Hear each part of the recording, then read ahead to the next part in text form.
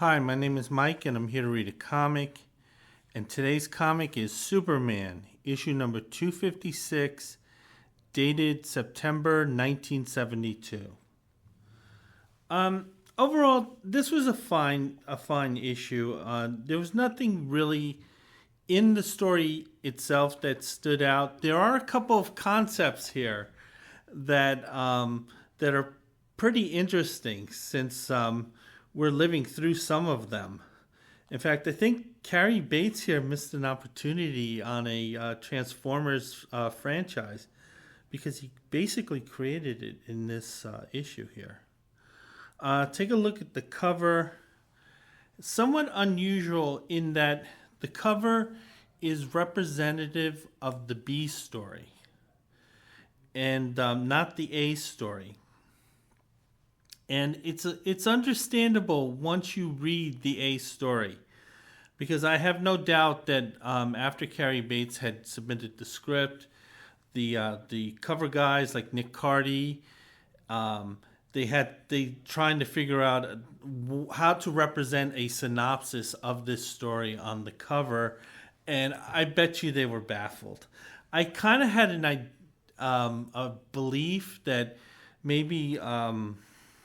Kurt Swan and Murphy Brown also had trouble kind of visualizing this story because the layouts are a little strange here. But nevertheless, unbelievably, Cary Bates might have been ahead of his time. And so anyway, I'm going to look at the cover. It looks like a Nick Cardy cover. This is a cover that might have actually influenced comics greater than we would have thought. What's happening here, is that Clark Kent is being ambushed by our antagonist, Tiger Woman here. And it seems like she caught him by surprise from behind. And the way that Tiger Woman shredded Clark's clothing is that it does reveal his Superman costume, and it turns out that we have a little boy here who's filming this. Apparently, this guy had a GoPro before anyone else, and he's saying, "Turn around, Mr. Kent, so the whole world can see you fight the Tiger Woman on TV." Yeah, man, I really wanted to see you mauled and massacred. The B story is fine. It's a private life of Clark Kent. But anyway, what I was saying about this cover perhaps having a greater influence on comics than we would have thought, the cover is really good looking. And the way that Tiger Woman is attacking Clark Kent here, this is very similar to what we would see Wolverine doing. And it's really cool. And I'm wondering if maybe Glenn Wein, who was working at DC at the time, and he was writing Superman comics, and he definitely would have seen this cover. Wondering he kind of got the idea of Wolverine simply because it's just so cool the way that Tiger Woman here is attacking with her claws. And and Glenn Wein would take influences from previous issues. We'll actually find that out when we get to the letters page. So I'm going to open up the comic. The first story is The Dagger That Ripped the Sky, and the creative team is Cary Bates. He basically develops Transformers here. And the art is by Kurt Swan and Murphy Brown. No, not Murphy Brown, Murphy Anderson. I'm thinking of Bob Brown. I'm going to be doing one of his comics next. And this is edited by Jules Swartz. The story itself kind of has as futuristic as it is, because it also touches on AI. It feels very much like a Silver Age comic. Although the B story, you can see some of the trappings of Spider-Man and how I think DC was trying to capture some of the magic that was seen in Spider-Man and try to bring it to Superman. Because at the time, Superman actually was outselling Spider-Man. That didn't change until 1976. But the thing is that Spider-Man had a much higher sell-through rate than Superman did. So the thing is, they print X number of comic books for the month, and they'll actually sell, a portion of it, and then the rest are returned. And I think the Superman sell-through rate was a little over 50%. So whatever number of Superman comics they printed, they would sell about half of them. Spider-Man's sell-through rate was 75%. So that meant whatever amount of Spider-Man comics they would print for that month, they would sell 75% of them. So obviously, it was much more profitable to be Spider-Man than Superman at this time. You can take a look at the splash page here. This scene does play out in the story. We see a kind of like a phallically shaped spaceship here, almost like a butt plug. And the butt plug can talk, and it's kind of gloating to Superman that the sky is its territory and not his territory, as he's kind of swatting Superman away and kind of leaving him tumbling into the Earth's atmosphere because they're high up. This sort of, minus the wings, this kind of looks like the Amazon spaceship. And the Amazon spaceship did not go as high as this one. To me, I actually don't consider that a minus, because they went up as far up as you could enjoy as a human being. And at the same time, they don't have to deal with the issues of actually going into space. Because you go into space, you're going to need a spacesuit to handle the pressure difference. The ship is going to get hot as hell once it leaves the orbit. And being in space actually is kind of dirty. Like when you see these futuristic shows that have spaceships on them, they tend to look very pristine. That's the last thing a spaceship would look like, because they discovered, like on these space labs, that it's actually really messy and almost a biohazard to be in them.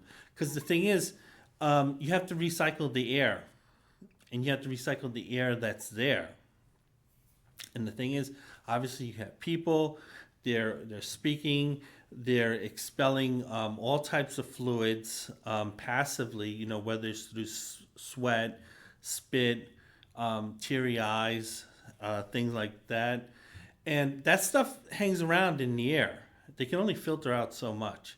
You got to take a piss. You got to take a dump. That stuff, hey, if you don't get it in the bag correctly, it's going to be floating around in the air. And of course, they have animals sometimes they'll bring up.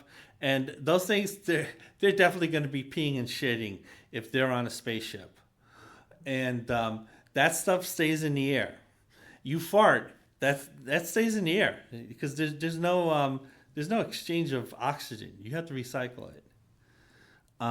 So going back to the Amazon thing, they didn't have to deal with that. They were up high enough they could look into space. They had a nice view of the Earth. And then they when they came back down, they didn't have to go through the atmosphere. So there wasn't all that temperature change. And they didn't have to depressurize. They just land, and then they walk out of the capsule.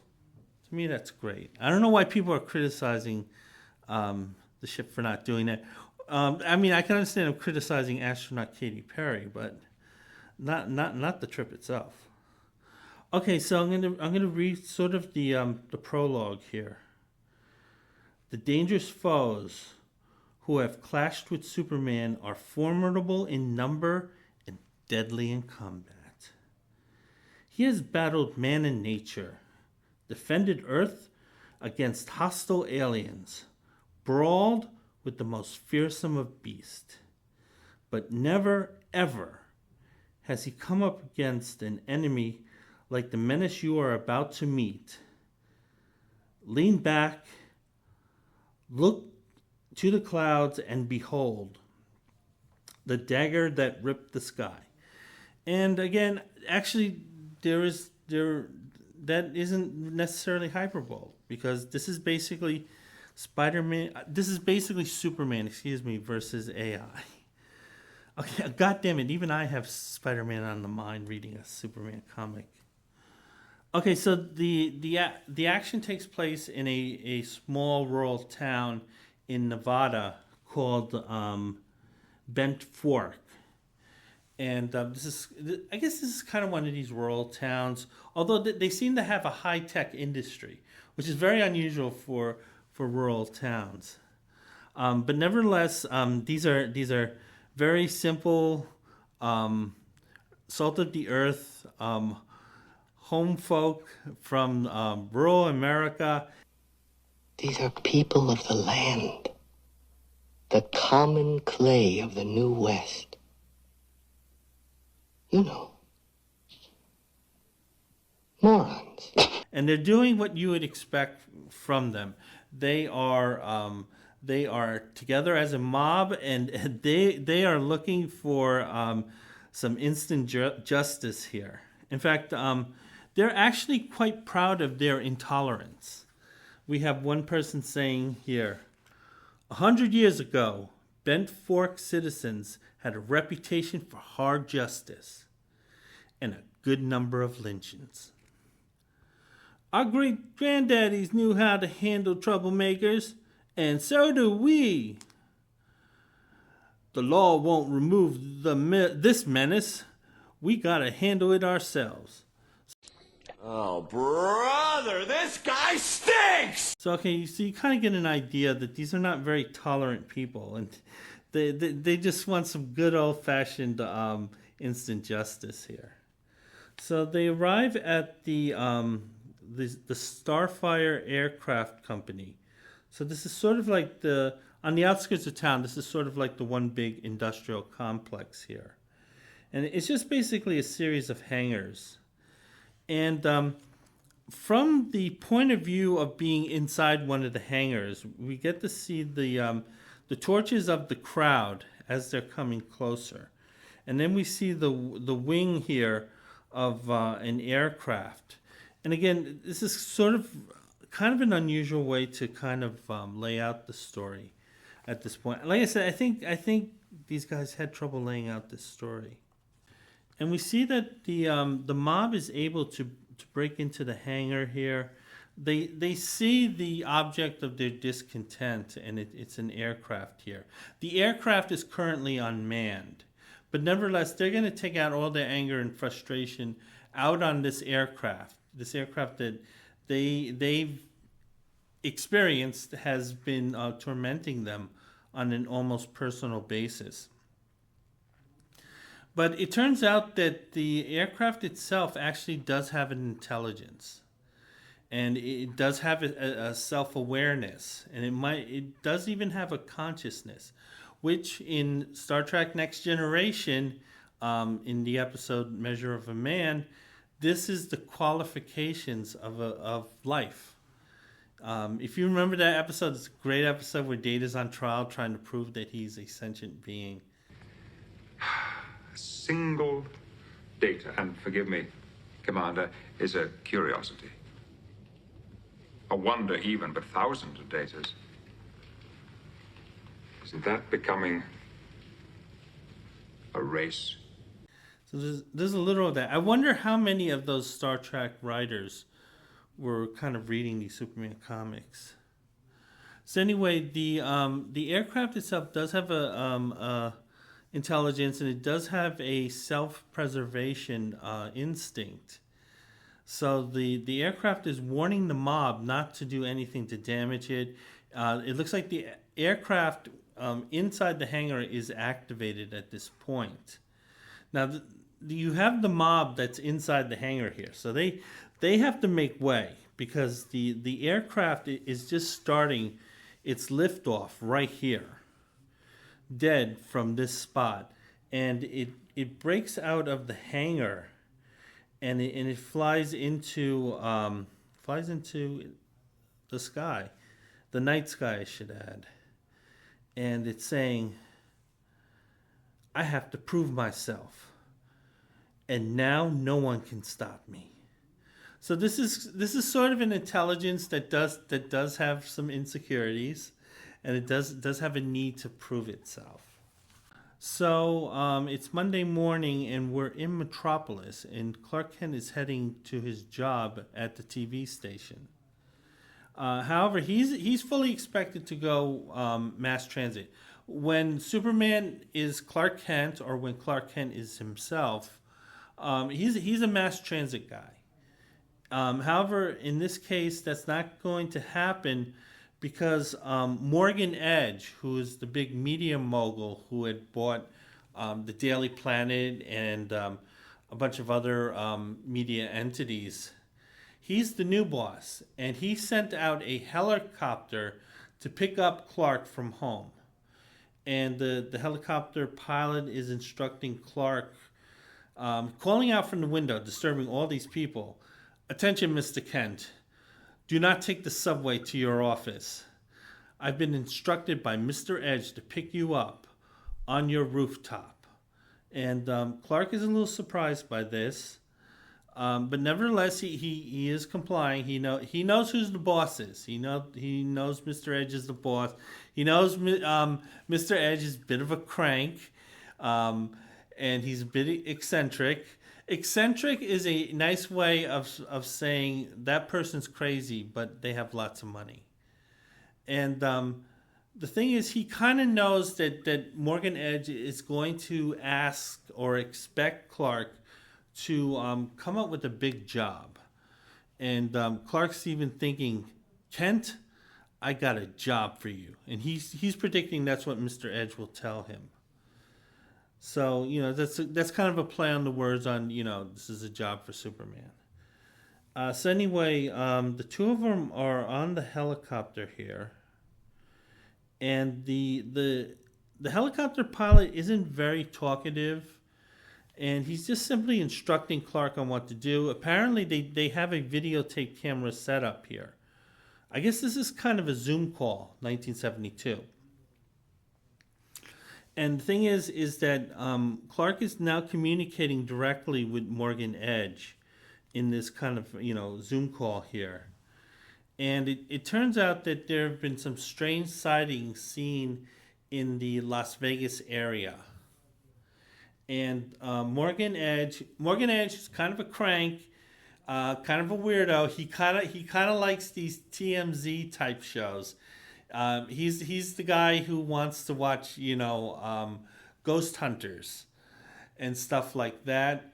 Well, he says that there's been reports of a UFO being sighted in the area near a small town. And Clark, I want you to fly out to Nevada to check things out.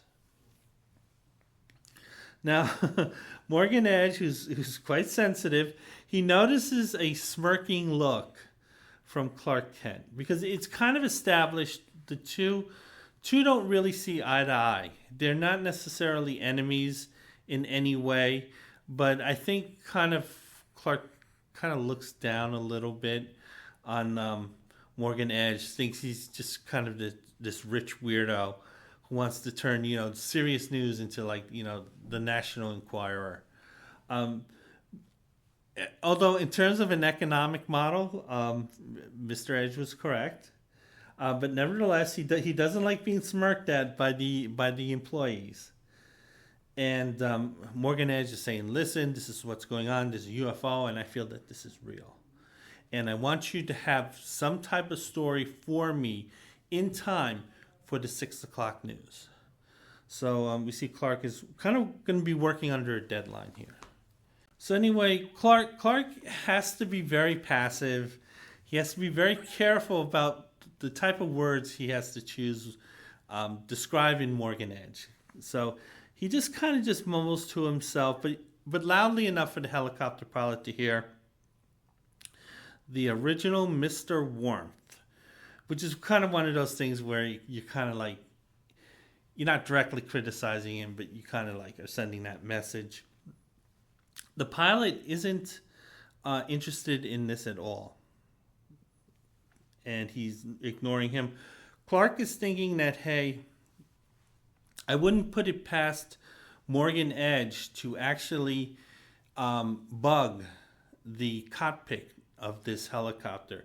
So Clark is thinking that maybe the helicopter pilot is kind of nervous about being overheard saying something negative against the boss. So yeah, kind of a legitimate fear. I worked in a place where the manager had a way of kind of cutting into our calls and overhearing what's going on. And obviously, if it was something about business, she just didn't care. But she wanted to know, okay, how much personal time is being spent on these phones. So anyway, we see Clark. He's at the Metropolis Airport, and he's trying to get a flight to Las Vegas. Normally, Las Vegas flights, unless there's an economic downturn like there is now, they're normally pretty busy. Because there are lots of people looking to gamble their life away, or their life savings. But nevertheless, there's some type of delay. So there's a delay in the flights to Las Vegas. Clark, he can't wait around for this. So then what he does, he kind of quietly goes into the men's room here, which is something normally he doesn't change in there, but nevertheless, this is where he decides to change, and he kind of flies out as Superman. But he does so quickly that none of the people in the terminal here are able to see it, and obviously this is his way of getting to Nevada. Now, Superman, because he's in costume, he does know that the town that he's looking for is near Vegas, but it's not Vegas. And he's thinking to himself, hey, I could probably find Vegas without a problem, because it's really just one strip of casinos and kind of a dump. Instead, he has to find a dump that doesn't have this huge strip to it. And nevertheless, he's kind of up for it. He'll say, hey, better than waiting around in the airport terminal. So then what happens is that Superman finally arrives at his destination. And he doesn't suspect anything at this moment. However, in the background, we see the large flying phallic symbol here. And it's on an intercept course with Superman here. So Superman's sort of blissfully unaware of the danger that's coming. Then immediately it's hit. Superman is hit, so I shouldn't say it. He's hit. And he's kind of taken aback by this. And he's kind of like, flipping. He's flipping here in midair, and he's noting that he's never really been hit this hard by such an object here. So Superman kind of feels that he's lucky that he's not more damaged than he already is. And so then he realizes, hey, this is no ordinary jet. And then as Superman is about to intercept it in midair, it kind of looks cool here because it kind of looks like he's trying to stop mid-flight. The aircraft does speak to him, saying, fly back where you came from, Superman. The sky is my territory. Now, Superman's surprised by this because one day he did take a quick look with his X-ray vision, and he saw that there was no pilot. But at the same time, the craft is actually communicating with him. So he's kind of taken aback by it. He's also not quite sure what is exactly powering the aircraft, because it's not like it's leaving an exhaust trail. So he has to deal with two mysteries here. One, the aircraft is sentient, and two, what exactly is powering this powerful thing. The aircraft is warning Superman not to follow it. Then the aircraft actually does go into orbit, unlike the flight that Katie had taken. Superman, he's right behind it. He's on intercept course. He definitely doesn't want to lose it. However, after Superman flies out of the Earth's atmosphere, which I'm assuming he's still going to have that burning sensation. So obviously, at some point, the aircraft was out of his vision. He looks around and he doesn't see the aircraft anywhere near where he is. He just sees just a few satellites and nothing out of the ordinary. And because the aircraft doesn't leave an exhaust trail, he can't really track it that way. So anyway, Superman, he just kind of quietly takes the L here, that he was chumped, and that he heads back toward the Earth and try to figure out if he can get some answers there. But it turns out that the aircraft actually was in the vicinity. And what had happened is the aircraft had transformed itself into a regular satellite. So to Superman, when he saw these satellites, he wasn't aware that the craft that he was chasing could actually change its shape. He does figure that out later on.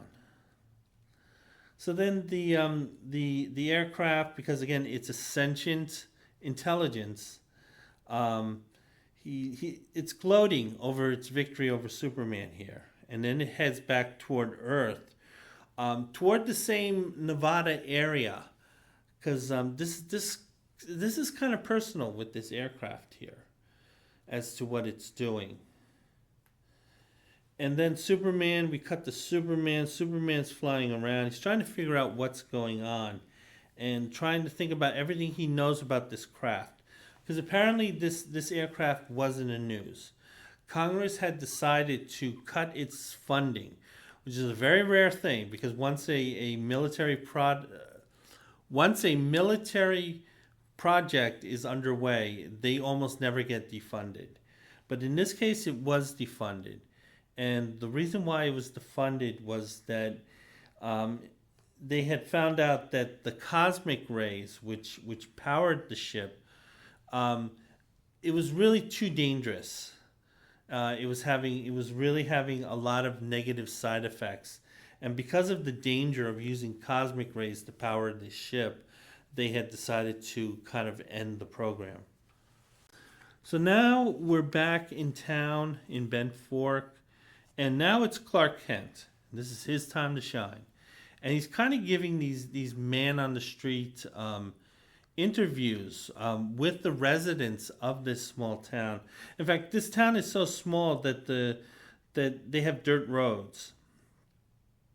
And Clark encounters one middle-aged man who keeps looking up at the sky, and he's doing this because he's so worried about the aircraft kind of swooping in and harassing him that he wants to keep an eye out.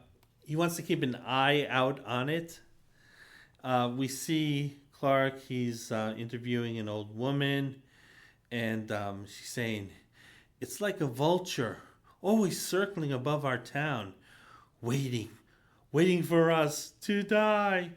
And once again, he's kind of finding these crackpots. He finds another crackpot here who's dressed like a Civil War soldier. Thankfully, a Union one, not the guys defending slavery. And apparently he has cannons, and he has a cannonball. And it turns out that this kind of guy who's like reenacting the Civil War here, I forgot what they were called, he's going to take a pot shot at the aircraft when he encounters it. He has shot at this aircraft 14 times. Which is a little dangerous because remember, it wasn't hitting the targets, and they're kind of heavy. So cannonballs, when they go up, they're going to come down. And I'm not sure this guy cares about where the cannonballs fall, but nevertheless, he's not worried about it. And again, that's the gambler's mentality. They're not worried about it. He says, missed the first 14 shots, but this time I feel lucky.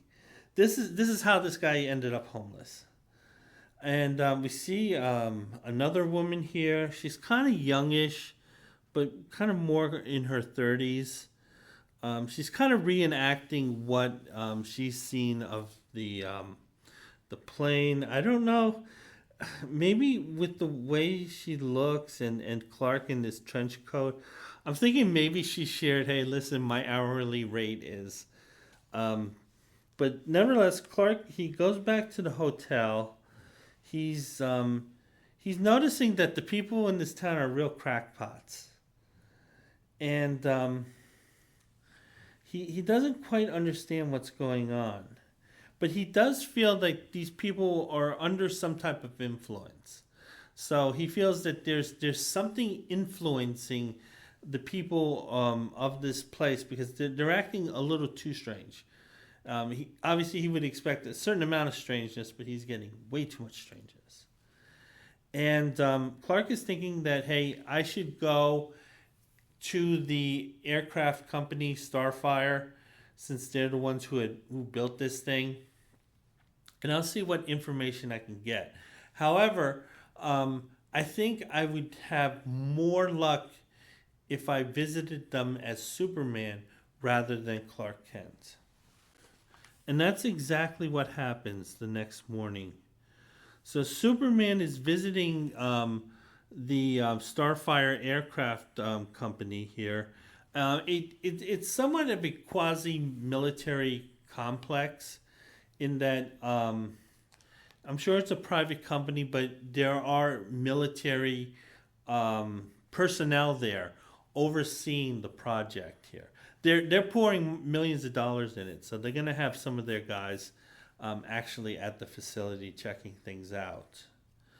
And the general is debriefing Superman on the aircraft. And basically he's saying that this was sort of an advanced fighter. It was developed by a aeronautical engineer called John Novell. And that we really had high hopes for it. Superman's saying, hold it, this doctor, I heard he had passed away. And the general kind of informs Superman kind of yes and no. And what he means by that is that basically, I'm going to get a little ahead of myself. Basically, the doctor was able to transfer his intelligence, or at least the imprints, the mental imprints of his intelligence onto the aircraft's computer banks. This is similar to what happened in that, I think, King Size number 9 Hulk, where Dr. Lang transferred the imprints of his intelligence and his mental facilities to the master mold Sentinel.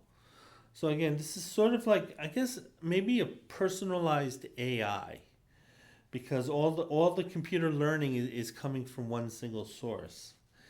And the doctor, he sounds like an angry crank here.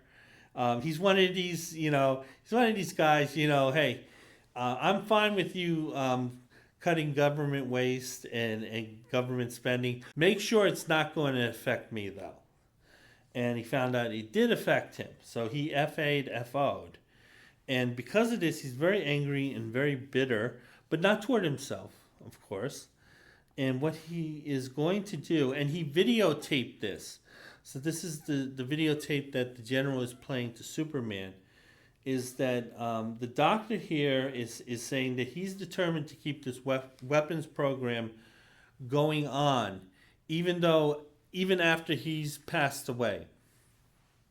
And he's showing to whoever is watching this, because he's just looking in the camera. He doesn't know. He's like Katy Perry with her little flower on that spaceship. So he's recording himself saying, listen, I'm going to transfer my intelligence into data banks of this aircraft. And this aircraft will then continue my work after I die to prove its worthiness. So this is sort of why the aircraft kind of has that little insecurity complex.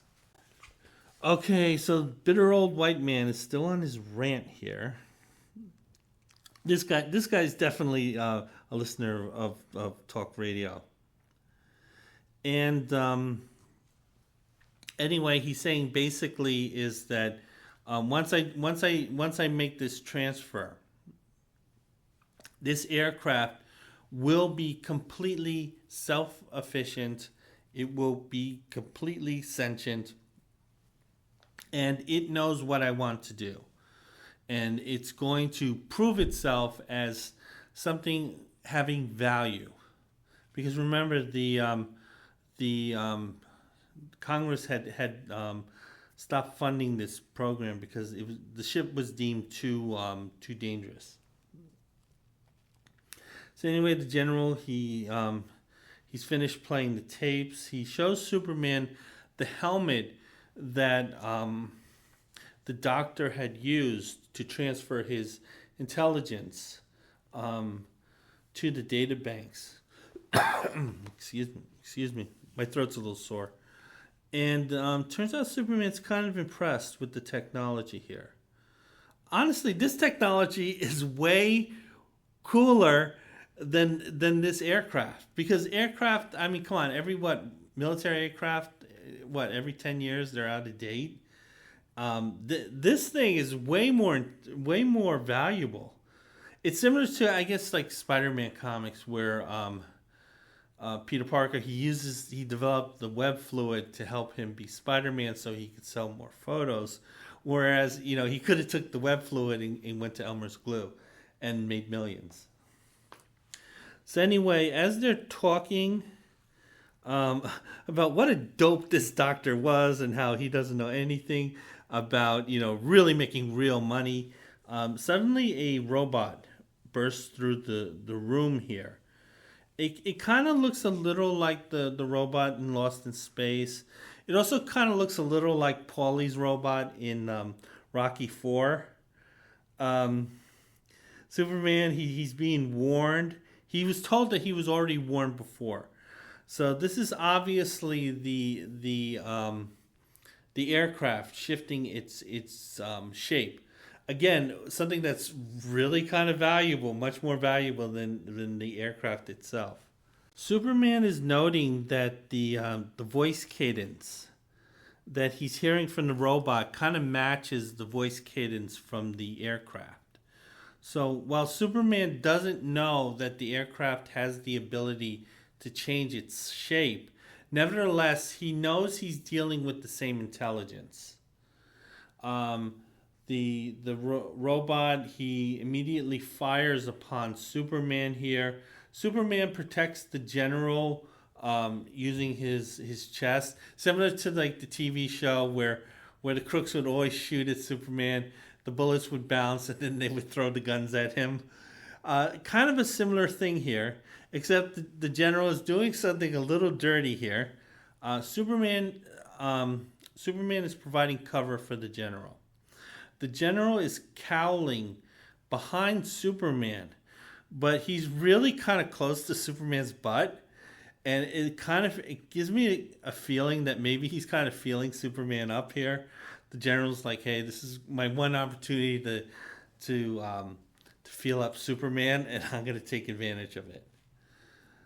So after that little bit of sexual harassment, the robot gives Superman an ultimatum, saying, listen, if you don't leave and get out of here and just let me terrorize this little area here, I'm going to start killing. I'm going to start murking all the citizens of Bent Fork.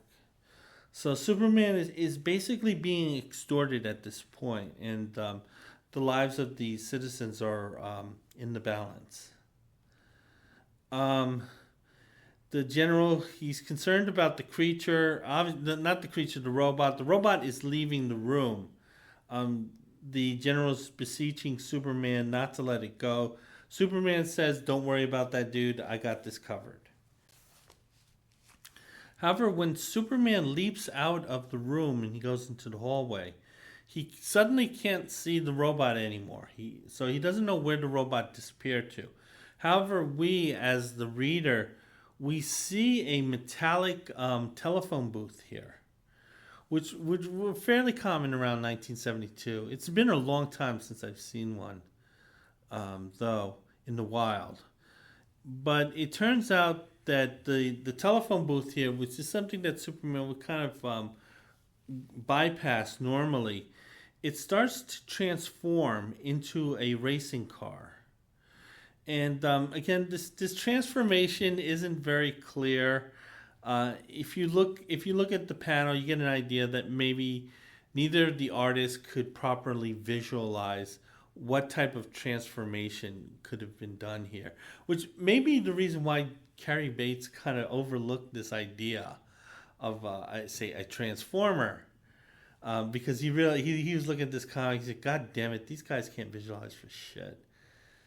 And anyway, the racing car, it barrels out of the facility completely, and it heads toward an airstrip, and then at this point, it transforms, or as Superman says, a mechanical metamorphosis back into kind of this phallic-shaped jet plane. So at this point, Superman actually has seen the physical transformation here. So he has a better idea of what's going on. Superman's back, and he's back at the Starcraft airfield. He's in the control tower with the air controllers here. The general's here, and Superman and the general are talking out about what's happening and what they could do. It turns out the air traffic controllers are able to sort of track the rogue aircraft here, and what has happened is that they've also noticed strange weather phenomenons whenever this craft enters a certain mode. So one of the dangers of the cosmic rays, as we'll find out, is that it is able to open up interdimensional rifts. So it kind of can tear into the fabric of our reality. Also, as Clark Kent, Superman, he remembers that that the town people were acting strangely. So he's thinking that maybe the cosmic rays, since they're so focused on the aircraft, maybe there's some residual effects happening that's affecting people's emotional state. And it's seen here because this aircraft, for an artificial intelligence, it's acting kind of emotional. So that's sort of what Cary was getting at here. And so anyway, the air traffic controllers, they are following the aircraft here. And they isolated its position. Superman flies out to greet it. And Superman encounters the strange interdimensional phenomenon that the army scientists or the aircraft engineers encountered. And it seems like there is an interdimensional rift. It's in the shape of the aircraft. So it's something that was very localized, because the aircraft is fueled by cosmic rays. Obviously, it's going to be an extreme focal point for those cosmic rays. And so the thinking is that when the cosmic rays, when they were building up and created that interdimensional rift, it was so concentrated that the rift actually matched the shape of the aircraft. Superman, He's trying to kind of figure out what this rift is. And there's nothing he can do to break through it. So the thing is that while the interdimensional rift is there, it's not accessible to Superman at this point. Now Superman, he's looking at the interdimensional rift, and we see a thought bubble. Now, based on this panel, I initially thought that this was the spacecraft thinking this, but this is Superman thinking this. So this is kind of not a well laid out panel here. And but Superman's getting what's going on here, so he knows the issues at this hand, but he needs to figure out how to solve the problem. You know, he sees the puzzle, but he has to figure out the pieces. And he hypothesizes that if he's able to lure the spacecraft into that interdimensional rift, the spacecraft, with all the cosmic rays that it's absorbing, would be able to open it up. So what Superman has to do is that he has to lure the spacecraft to the interdimensional drift. So that's kind of the mystery at this point.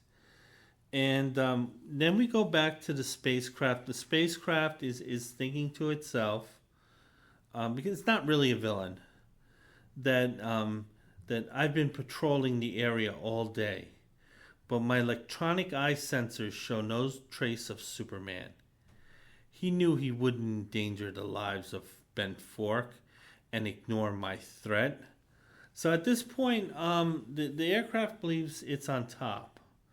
However, there's another smaller aircraft that's on an intercept course with this sentient aircraft here. And the sentient aircraft is noticing it. And it does a scan of this particular aircraft. And it's noting that there's currently no pilot in it.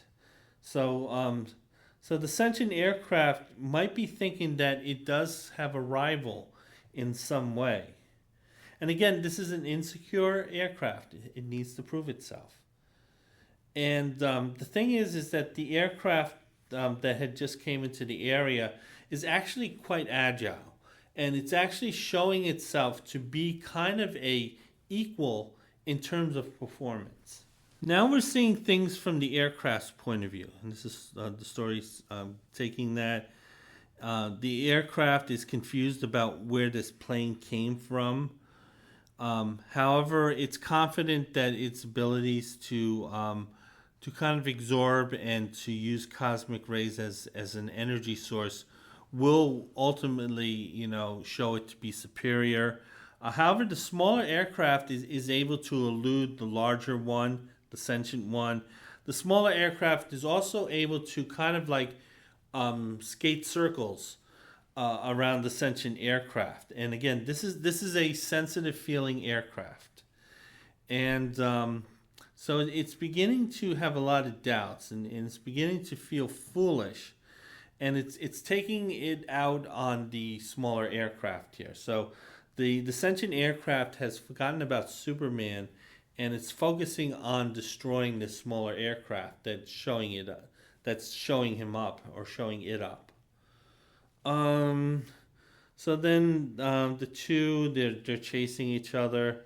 The sentient aircraft is on intercept course. However, at some point, the sentient aircraft realizes that it was a ruse, that the smaller aircraft is heading toward that dimensional rift.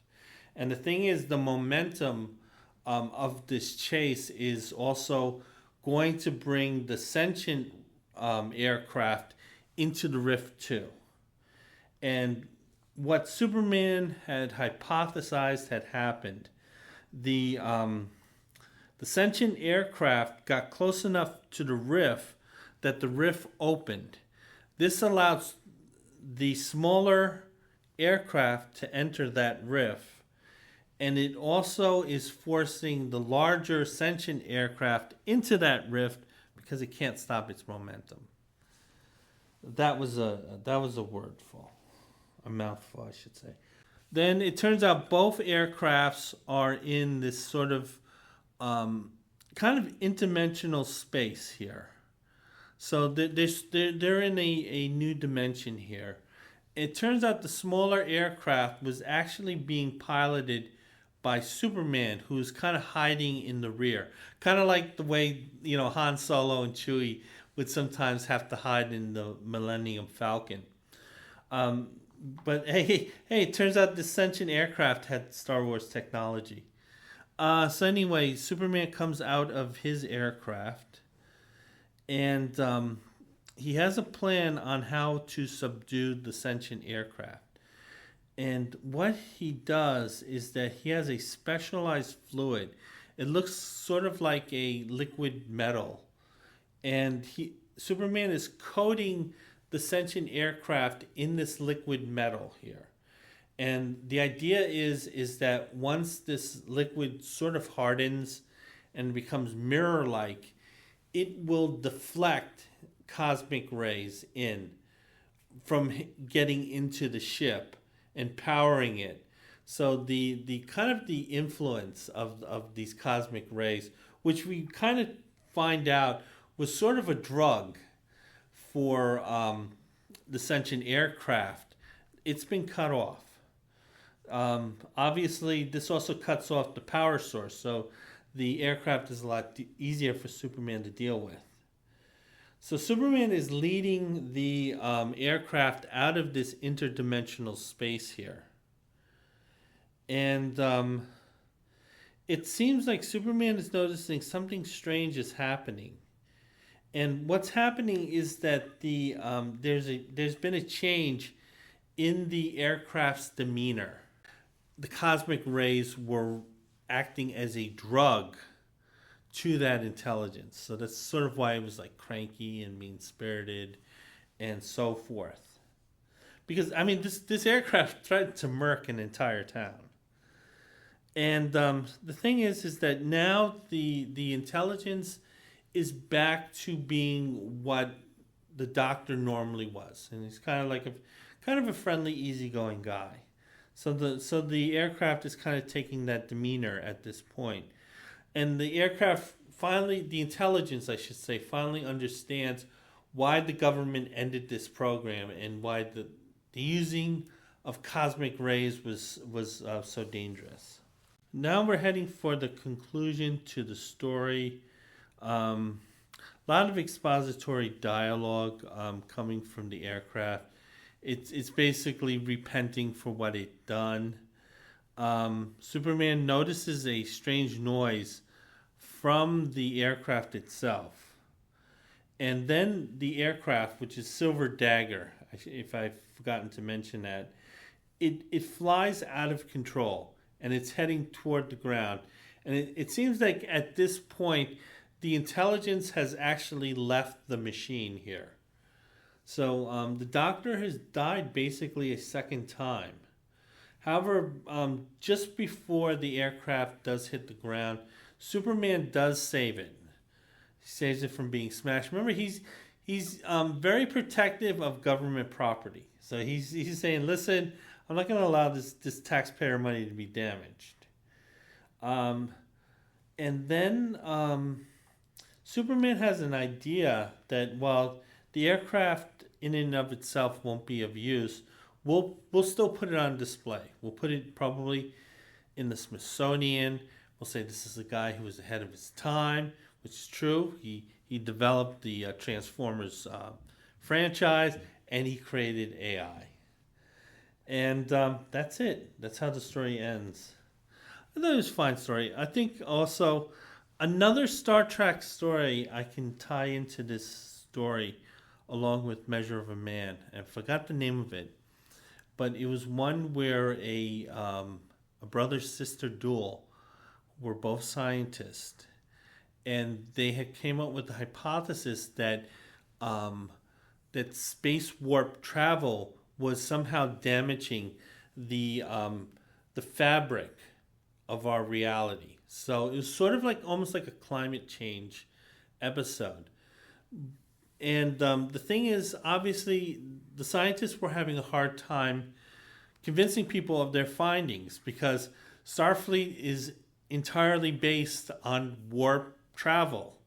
And the scientists are saying, hey, warp travel is kind of bad for our environment, so to speak. And I remember the sister was much more militant about it, and she sacrificed her life to prove her point, and she did it. So I'm going to take a look at this in-house ad. It's for Commandy, The Last Boy on Earth. It's the first issue. I love Commandy. Commandy was one of my favorite comics in the 1970s. And it's really this comic that was my first introduction to Jack Kirby. We're going to go to the letters page. So I'm going to take a quick look at Metropolis Mailbag, and this is the letters page. The first letter is from William from Poughkeepsie. Very complimentary about the issue. I think the issue is number 251. The A story was The Island That Invaded the Earth. William here, he liked the story. He liked some of the development of what's going on with Superman. And he also enjoyed the B story, which is The Day Krypton Didn't Die. I think the B stories were, at this point, were usually Private Life of Clark Kent or something on the world of Krypton. And this one was kind of a Krypton-based story. The writer's also mentioning Clark's, at the time, kind of new job, because he's no longer a newspaper reporter. He's a TV reporter, because they wanted to update what was going on in Superman. And this writer here is suggesting that the type of persona that Clark Kent should have should be based on NBC News anchor John Chandler, who is kind of like a very straightforward newscaster.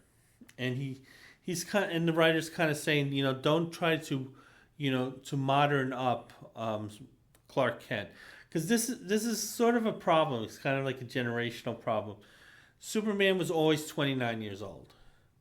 So the thing is, they kept the age the same, and they would just sort of update the surroundings, the era around him. And the thing at this point here is that because of the great change from the 60s to the 70s, they were kind of, I guess, people were getting used to, say, different ideas. And I guess they were kind of concerned, do we keep Clark a square or do we kind of make him into a 1970s version of what a 29-year-old would be? I think they made the right call by sticking to kind of the more conservative Clark Kent, because the danger of that is you end up with a Clark Kent who's more like Mr. Furley from Three's Company. Okay, so I'm going to go to the second letter. And the second letter is not complimentary. And it's from Robert from Brooklyn. He can't believe that his favorite Superman writer, Glenn Wein, wrote a dumb, boring, stupid story. And this story is The Island That Invaded Earth. He's complaining that there was hardly any action, and that Superman was basically battling what are those droids? Battle droids from the Star Wars prequels, and that they were kind of pretty useless. And he's also saying, if you're gonna call yourself Superman, you gotta have super stories. That is my standard. Super stories for Superman. I won't accept anything less. And this poor guy had to spend 20 cents of his hard-earned money that he probably just whined from his mom to get on that comic that was less than super. And he's saying, listen, you guys, you better start improving. This is the weird thing about comic book guys who work in the industry, is that they have to take all this harsh criticism from like 13-year-olds. What's interesting is that this story by Len Wein,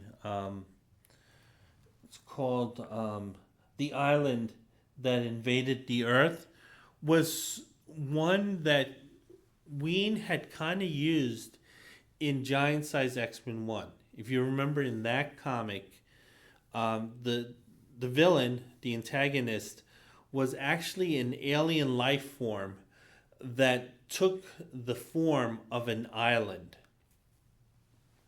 So this is an example of Len Wein kind of recycling an idea from a story that he had used earlier that was being criticized like hell. Okay, talking about Superman 251, that might be the same issue. Talking about the cover, saying that it was a really beautiful cover. And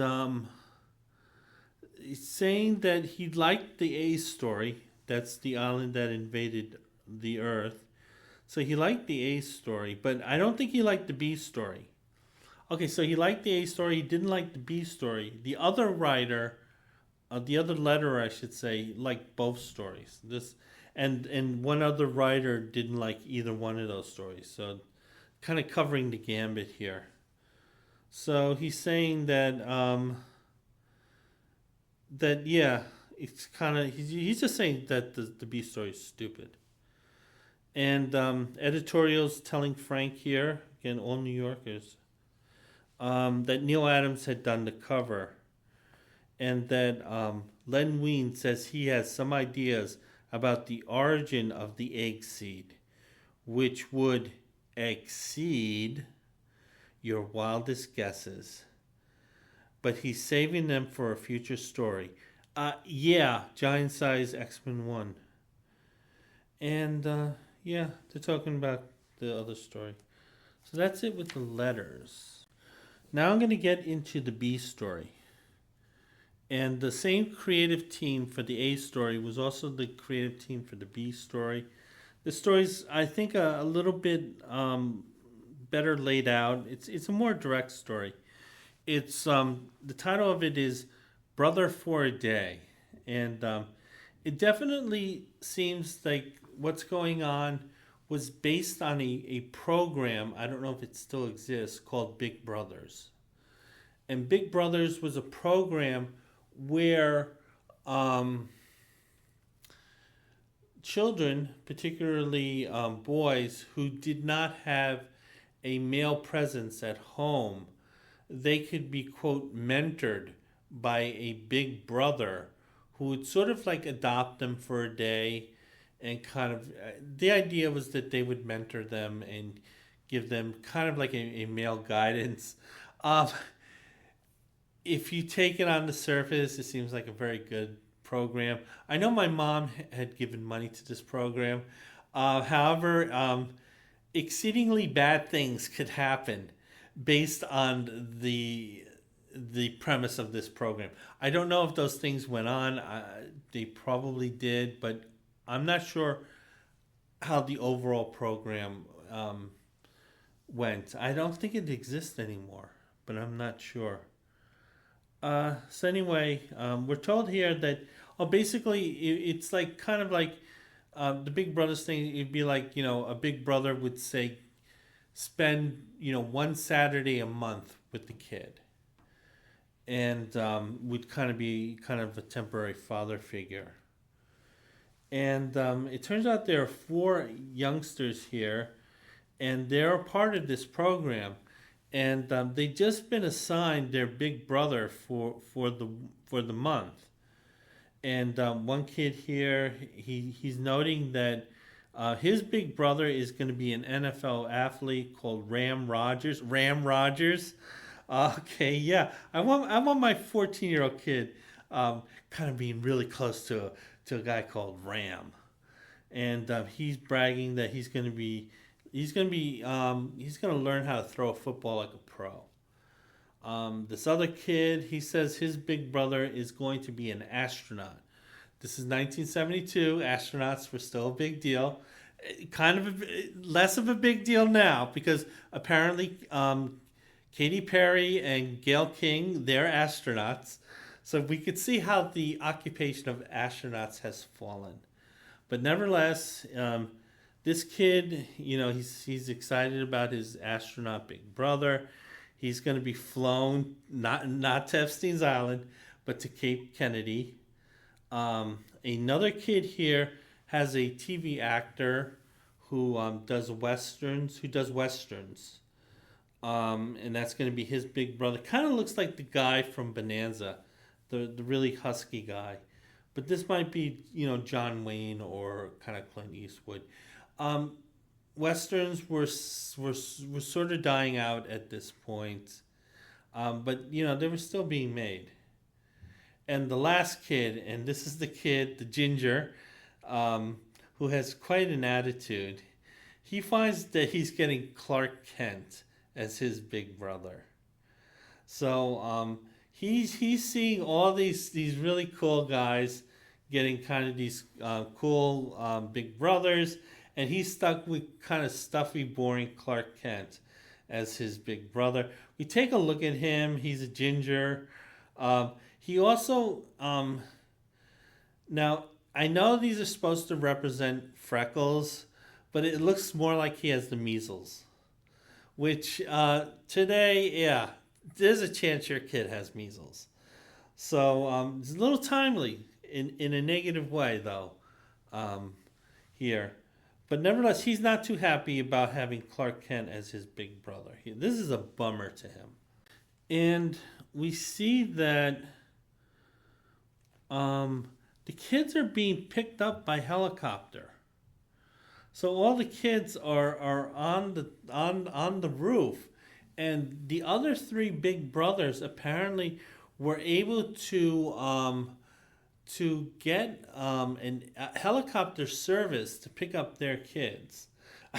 I guess they really wanted to get a hold of those kids.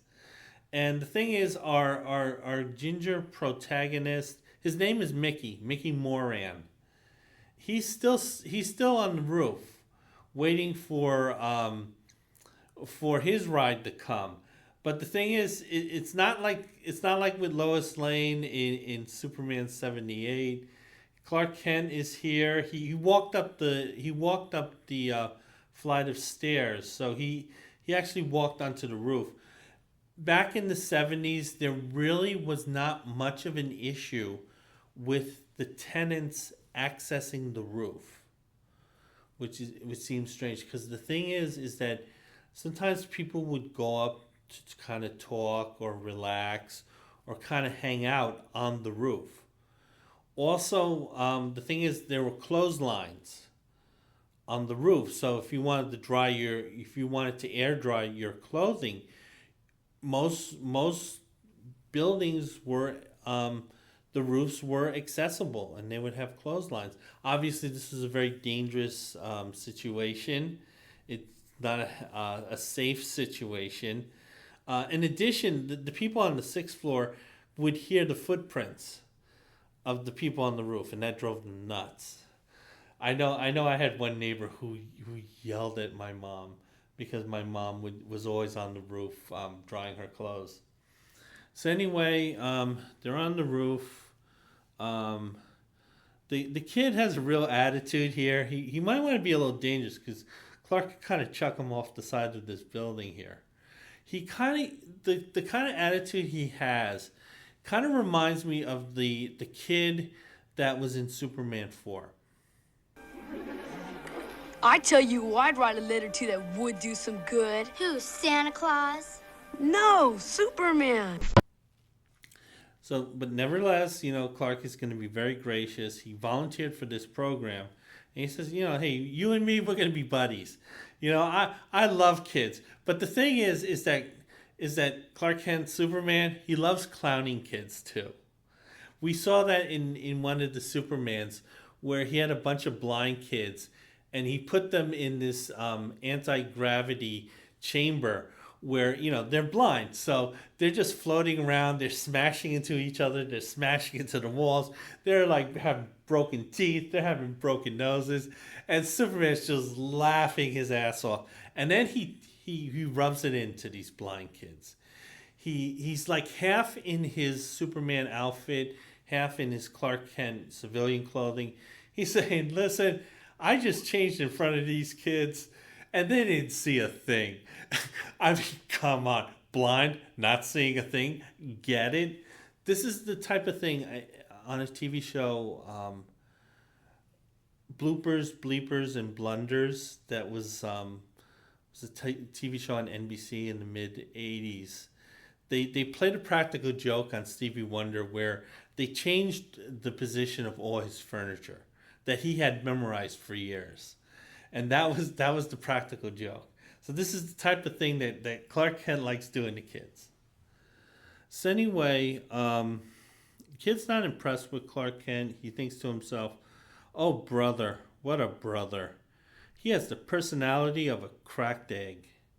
So the two go downstairs, and Clark is using one of the work vehicles. So he took one of the TV camera crew's news crew van. That's when they do on the spot location reporting, and it turned out that the vehicle is so large that it actually takes up 2 parking spaces. But it turned out that Clark had only put money into one of the meters. And because of that, this meter maid, who's a very attractive woman, kind of has that Ann Archer thing going on. She writes a ticket saying, listen, hey, you should have put a dime in both meters. And now you have to pay this $15 ticket. Now, it turns out that Mickey notices that Clark didn't really put up a fight. He kind of was, oh, okay, I'll just take the ticket and pay for it. And Mickey's asking, why didn't you put up a fight there? You could have ran some interference. You could have been a little creepy with her and kind of get her into finagling her into kind of ripping up that ticket. But the thing is, Clark's pretty honest. He says, listen, I was wrong. I should have put money into both meters. So at this point, Clark is still not making a good impression with this kid because Clark is coming off as kind of a goody two-shoes. Anyway, Clark is talking about the vehicle. He's saying that in the office it's called the rolling newsroom. And the thing is that it's basically like a mini news studio. That it basically has everything they have, but just kind of a little bare bones. But other than that, it acts like a TV studio. Clark is asking Mickey if he has any problems. So Clark is asking if Mickey has any questions. Mickey does have one. He says, yeah, when do we eat? Now, this is a dangerous thing for Mickey to say. And the reason for this is Clark Kent, Superman, he loves clowning kids. Mickey said he was hungry. So what is Clark, Superman, going to do? He's going to deny that kid a meal for as long as he can. And that is exactly what he does in this story.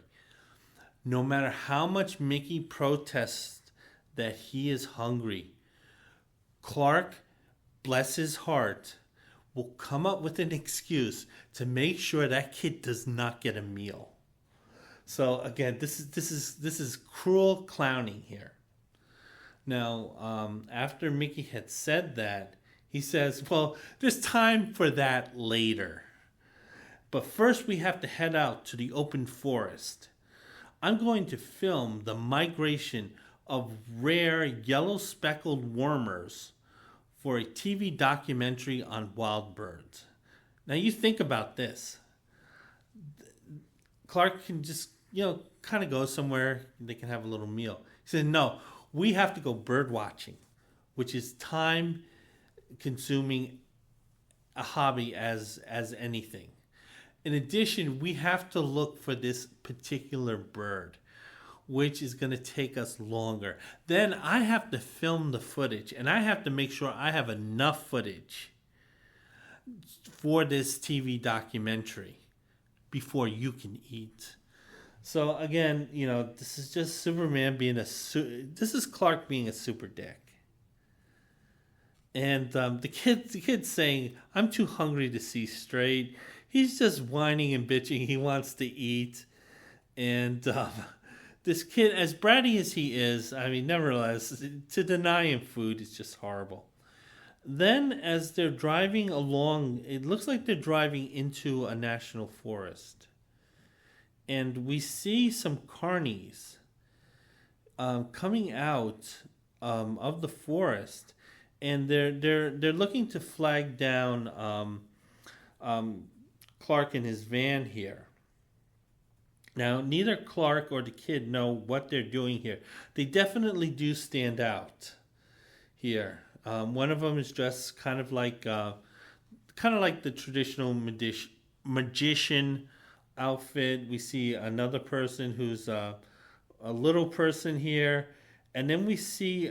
I guess it's kind of a trapeze artist, but the thing is, she's sort of wearing a kind of this nylon bodysuit, and it looks really tacky. Again, this is the type of woman that you would expect to see in Vegas.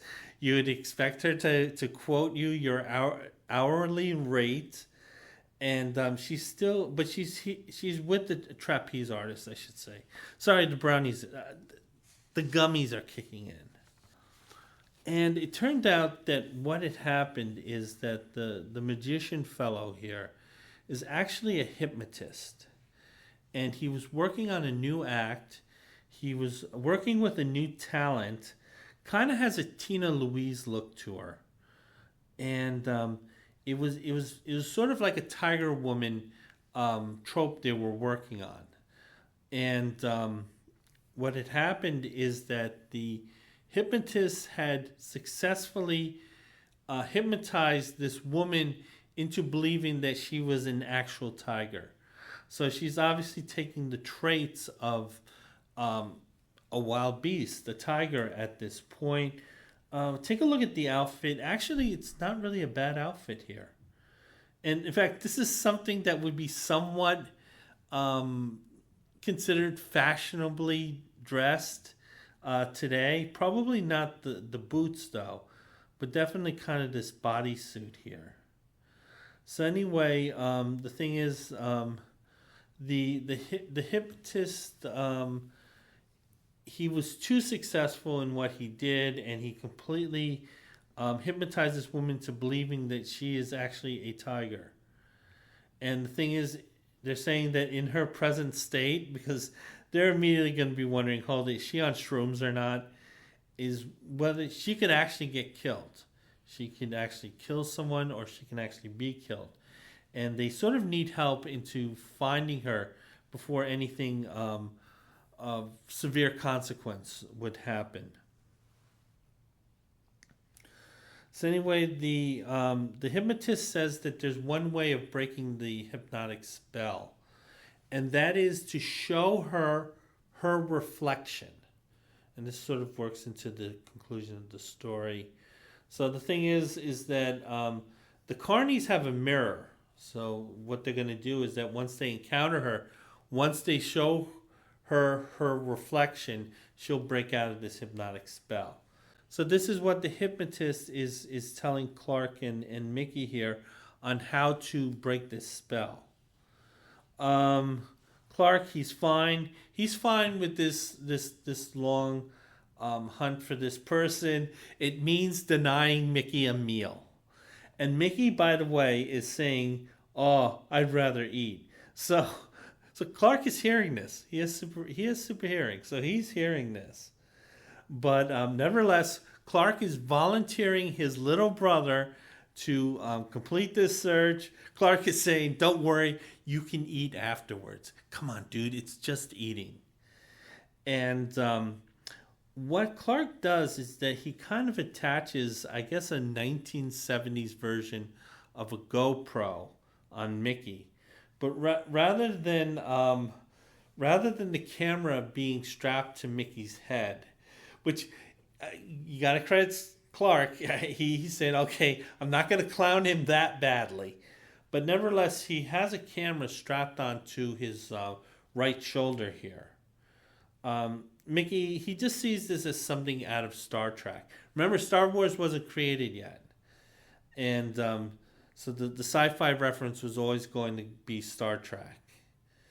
And so Clark, he kind of sees a situation here where maybe he can kind of find a story in searching for this tiger woman here. So Clark and his child Labor, they go out into the forest and they're going to search for the tiger woman, the escaped tiger woman. And the thing is, this is also kind of an ego trip for Clark. Okay, he's having enough fun clowning the kid and starving him. But the thing is, he wants to impress this kid. This is an 8-year-old kid, and Clark's like, I really got to impress him. So the thing is that he's going to look to be the hero without being Superman. So, again, he's fine with Lois thinking that he's a coward, but God forbid should this 8-year-old kid think that. So you get an idea of Superman's priorities. And the two are walking, looking for this tiger woman. Now, Mickey is thinking to himself, what a meathead. He's looking for Xena. They were told the woman's name by the carnies. Footprints in the sky instead of on the ground. So the thing is, Clark is kind of trying to follow this trail that he believes is being made through the trees rather than on the ground, as Mickey thinks. A little strange. Tigers can climb trees, but I don't think they necessarily travel, like going from tree to tree. I think maybe jaguars do that, but I don't think tigers do that. They'll climb up and down a tree, but they won't climb, they won't travel through the branches. But then the thing is that while Clark is close to the trail, it looks like the tiger woman, Xena, has backtracked. She is in the trees, but she's looking to ambush these two. And she immediately jumps out of the tree. She starts growling like a tiger, and she's about to pounce on Clark Kent. Mickey wasn't fully paying attention, so he's kind of wondering, wait, where's this chick? And then immediately, Tiger Woman pounces on Clark Kent here. Mickey is watching this. He also has the camera strapped to his shoulder. So Clark is getting content at this point. Mickey doesn't think much of Clark's chances here, because Clark says, "Stand back, Mickey. I'll handle Xena." And Mickey's saying, "You're out of your skull. She'll claw you into raw meat, and then I'll finally eat." And right now at this point, Xena is pressing her advantage. Obviously, she's not hurting Clark too much, but nevertheless, she is unpredictable. She is fighting like a wild animal. She is in good shape. Like I said, she's kind of Tina Louise here. And Clark is worried about his clothing, because apparently Xena does have sharp claws. So she is, as was seen in the cover, she's kind of tearing into the clothing here. This is concerning to Clark because he has a Superman outfit underneath.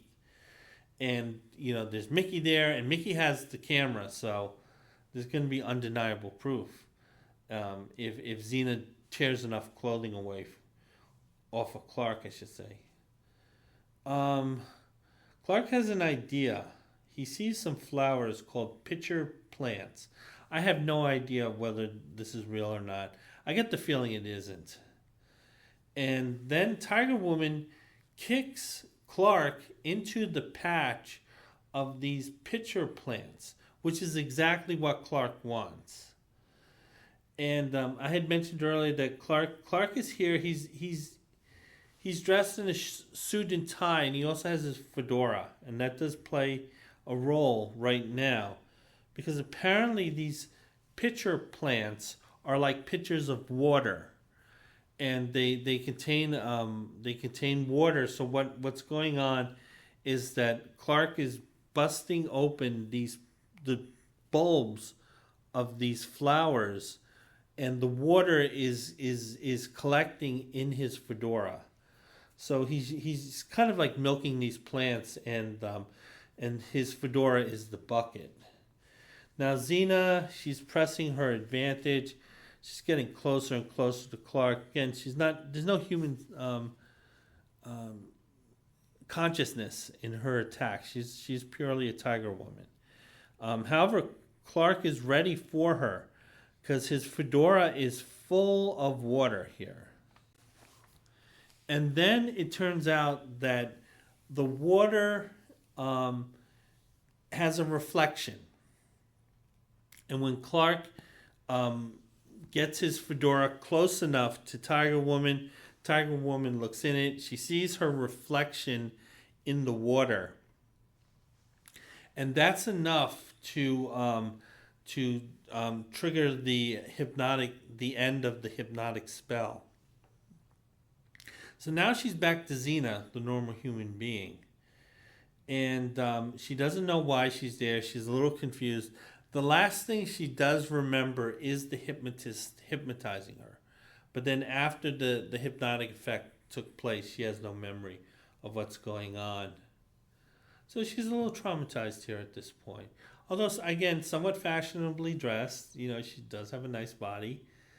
Then we see Mickey. He comes into the action. Apparently, he stayed the entire time. So all of this action was captured on camera. So Clark does have some exclusive news footage here.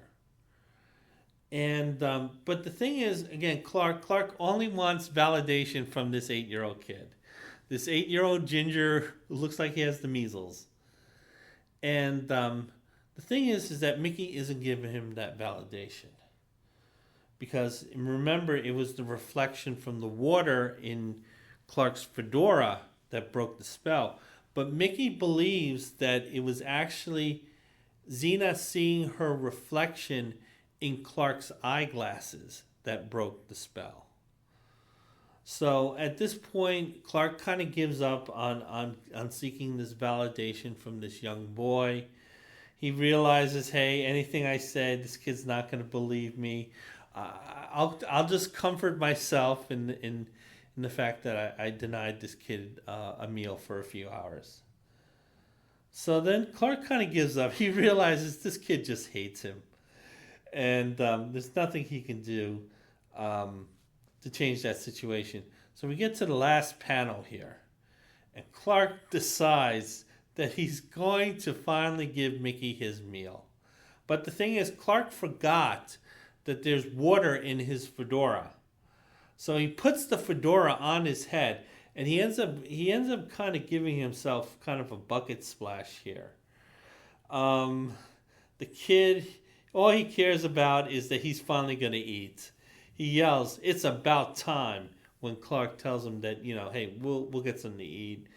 Poor Xena here, she's just looking bored as hell, like Katy Perry on the spaceship.